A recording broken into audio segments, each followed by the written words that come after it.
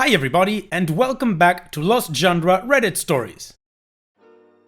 This post is from the subreddit Am I the A-hole, and it's by user SadGal and a bunch of numbers. Am I the a-hole for telling my roommate her friend needs to start paying rent or spend less time at our place? So I, 25 female, share a 2-bedroom apartment with a friend of mine from high school, 26 female. We've lived together for almost a year and had no problems until the last couple of months. She has a friend we will call Mike. He's around our age. At first, they were seeing each other romantically, but have since decided to just be friends. Mike is at our apartment a lot, like he stays the night 5 to 6 nights a week, usually. He eats my food without asking and has basically laughed at my polite requests to replace the food he eats. If it was a snack here and there, I wouldn't mind, but I will buy groceries for the week and it's half gone within a couple of days because of him.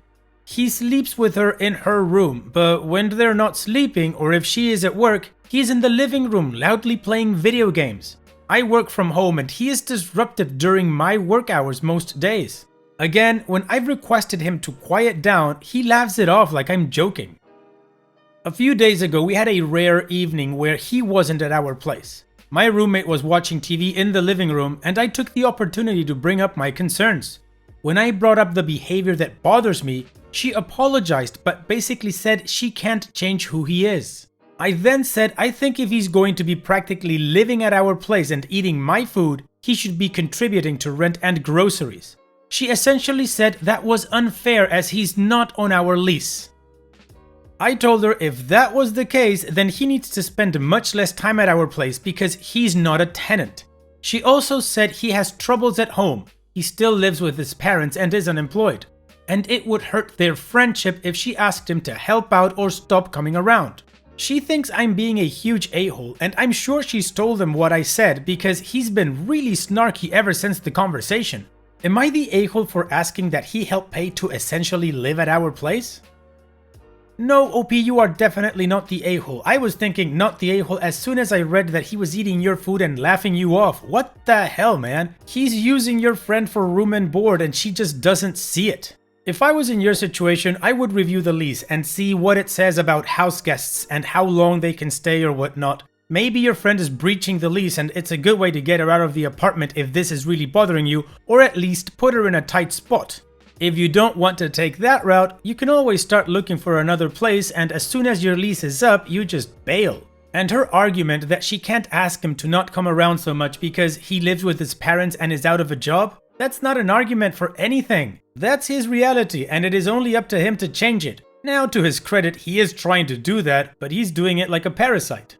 So what do you guys think? What is your judgment regarding this situation? Let me know in the comment section, and now let's move on to the community comments to see what they said. CoffeeBean823113 says, not the a-hole. That is some big brass ones to hang out and interrupt your workday and eat your groceries. So your roommate basically said he is an a-hole and won't change. I'd be tempted to kick her out. There isn't much of a relationship with her to damage. And OP responds, we have been friends for years. It would really suck to do that. But our lease is up in a couple of months and I think I'm going to look for my own place. Consistent Leopard 71 says, not the a-hole. Your roommate has essentially added another roommate to your living situation without your consent. He absolutely should not be eating your food, nor should he be there when she isn't. They are both being completely unreasonable.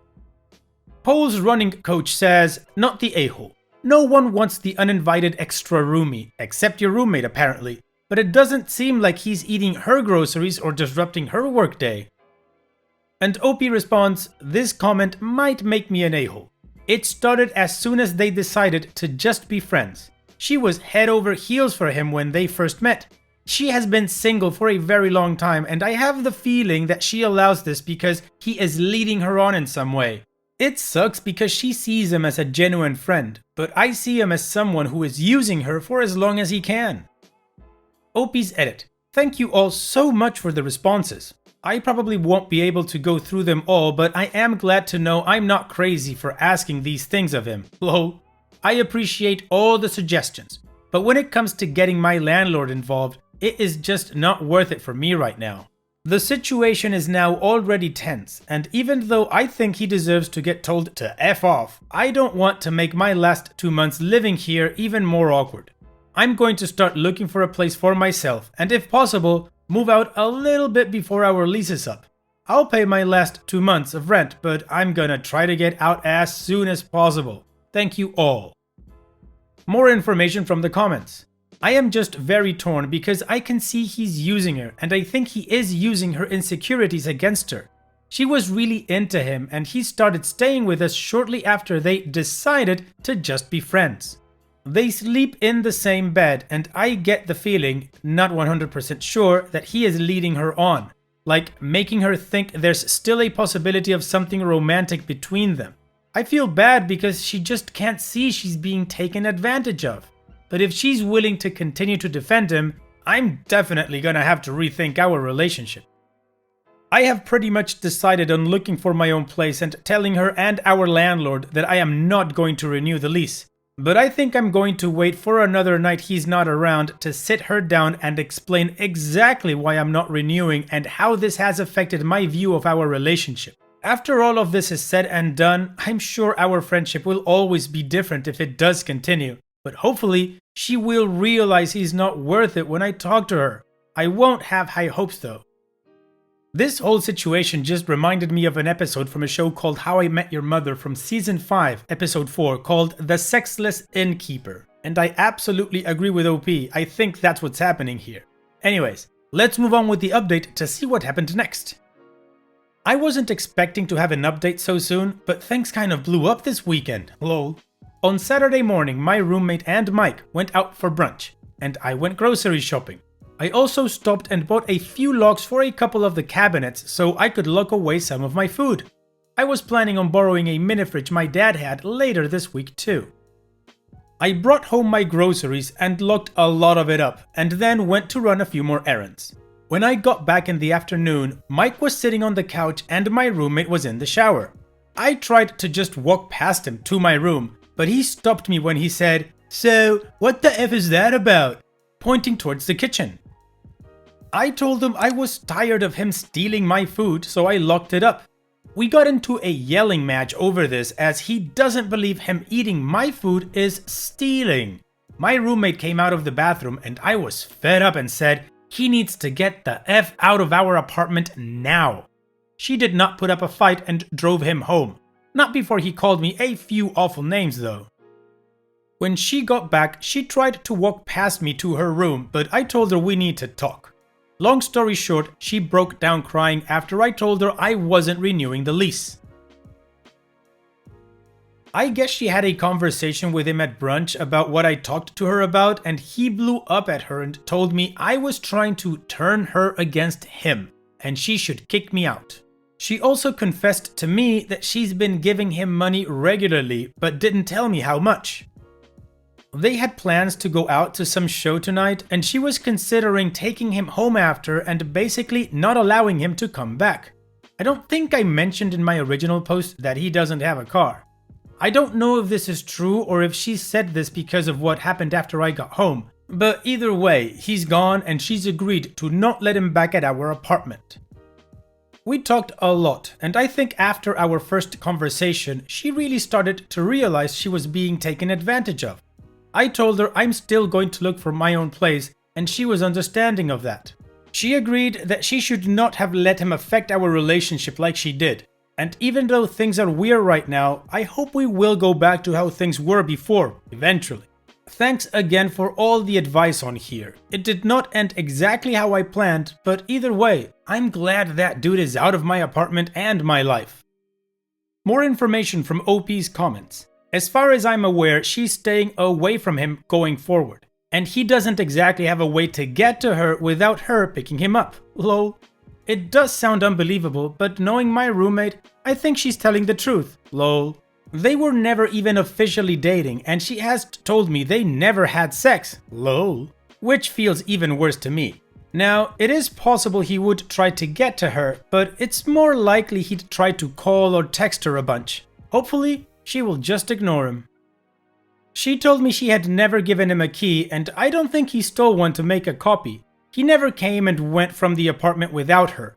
Even when she left him alone in the apartment, he never left until she got back. Plus, I don't think he would have been smart enough to think to do that, lol. Also, even though he won't be coming over anymore, I'm still going to move out. I don't really feel like risking putting myself in that situation again, lol. Plus, I found quite a few places nearby I can afford alone, and I do like the idea of living by myself. And that's all we know regarding this story. So apart from recommending to OP, maybe change some lols for hahas or LMAOs, or maybe don't use it at all the best OP and take care. Thanks for sharing. And now we move on to the next post. This post is from the subreddit Relationship Advice, and it's by user ThrowArrayRing. My 53 female ex-husband's daughter announced she's getting married.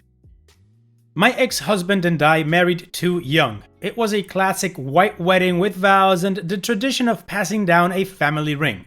My ex was given his great-grandmother's wedding ring to give to me on our wedding day. We had a wonderful start, but we both really weren't ready to settle.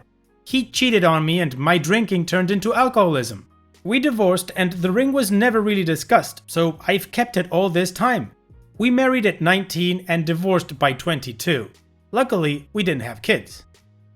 We went our separate ways. He found someone and remarried and had a girl and boy. My journey has been harder.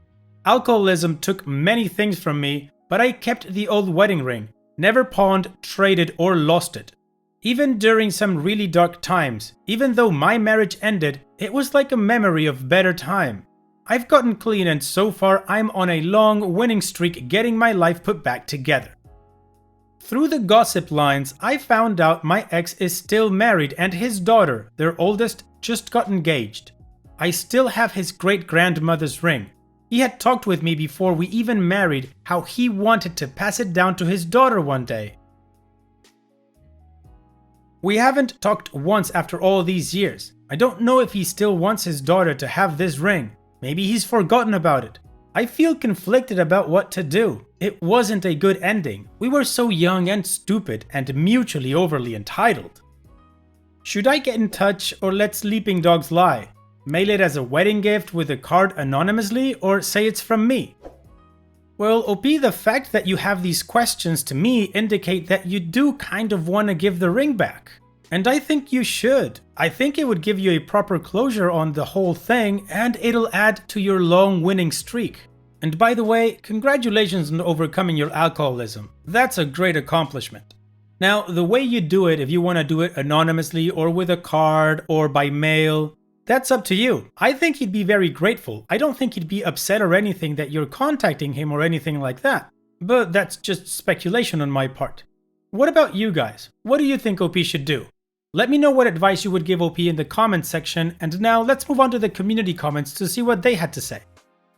Wrapped to Right says, be an angel. Be a complete wonderful angel and send him the ring with a little note that says you remember how he had hoped to give this ring to his own child and that you wish him and the young couple every happiness.